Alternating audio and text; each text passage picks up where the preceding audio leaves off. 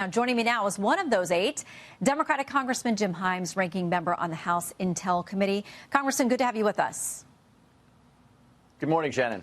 Okay, so you have been clear, as many of your Democrat colleagues have been for a long time, that Iran, at least this current regime, cannot have a nuclear weapon. So I want to play something from your colleague over on the Senate side, Senator John Fetterman.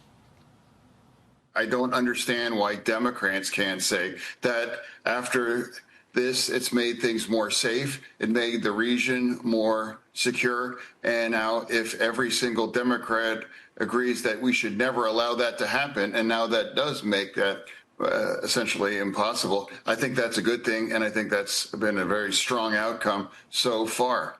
So he says the strikes are accomplishing the goal that Democrats and Republicans have had with respect to this regime. Do you think he's wrong?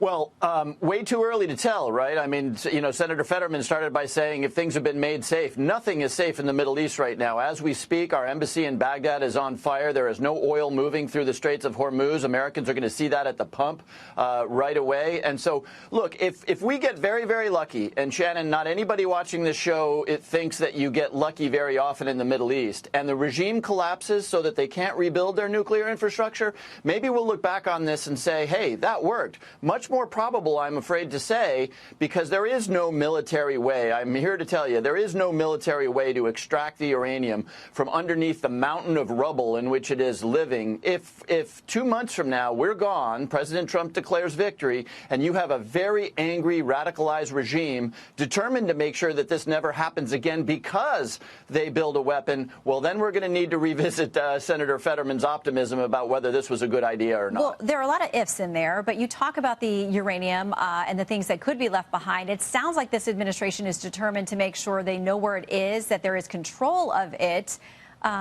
If they do, that's a different scenario than what you described. Well, Shannon, yeah.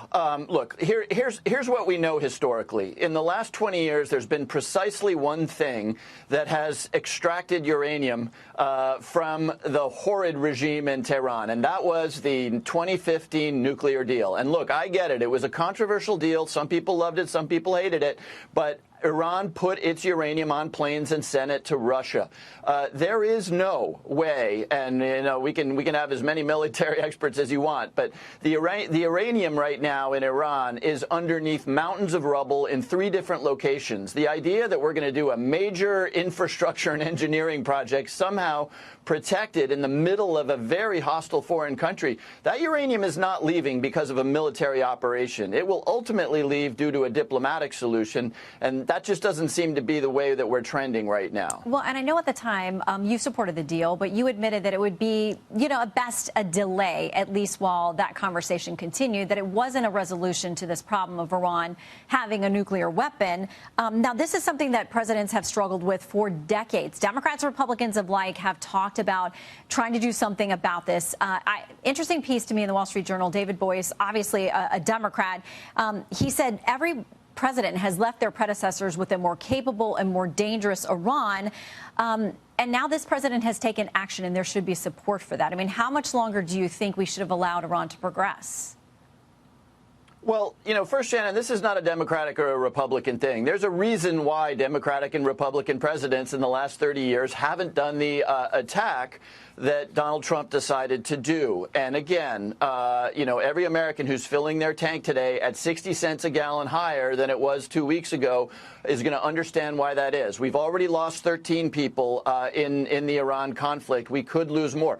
So, you know, it's a little early to cheer this president. There are very good reasons why Republican and Democratic presidents over the last 3 decades have not done this. And look, I will concede, if everything goes remarkably well and the regime collapses and the people rise in the streets and Iran voluntarily gives up its uranium and pledges never to do this again, hey, all of us will celebrate this decision. But Shannon, as Americans, we need to think about what has our experience in the region been. You know, did we like the way the Iraq war went? Did we like the way the Afghan war went? Did we like the way our intervention in Libya went, right? Things generally don't go well in the Middle East. So none of us know how this ends, but we're in it now, and the American people are going to feel the price. Well, in the meantime, I want to read a little bit more of that David Boies piece, because he says this: partisanship on Iran is dangerous for America. You said, too, it should not be a partisan issue. He says this, speaking of Democrats, if we oppose the war and succeed in pressuring Mr. Trump to curtail it before the mission is accomplished,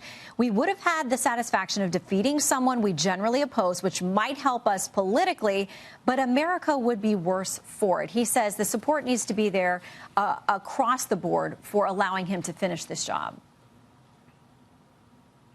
Yeah, Shannon, look, we're a democracy, right, still. And in a democracy, you debate these things, you know, and you can legitimately, as David Boies says, say that this was a good idea and that you believe that we should see it through. Or you can take the opposite view, which happens to be my view, which is that war in the Middle East is extraordinarily dangerous and almost never goes the way that we want it to go. That is a very fair debate. Now, as a member of Congress, I might have said the time to have that debate would have been before we committed to spend $2 billion a day in the region, which could have been spent right here at home, before we lost 13 troops, you know, before we got ourselves in a situation where Americans are going to be paying huge gas prices. I would have preferred that that debate happened in the Congress before this attack. But look, the idea that we shouldn't be debating probably the most serious thing that the United States can decide to do is just insane. I respect David Boies, and look, I respect people who have the different point of view. But make no mistake, we are talking about the most serious thing that the United States can choose to do. So damn right we should be debating it. Well, you're going to have a hearing this week with a lot of top intel officials. Is there anything that they could say that would convince you to support what is going on right now with Iran, or is there no convincing? Well, again, it's a question of debate, right?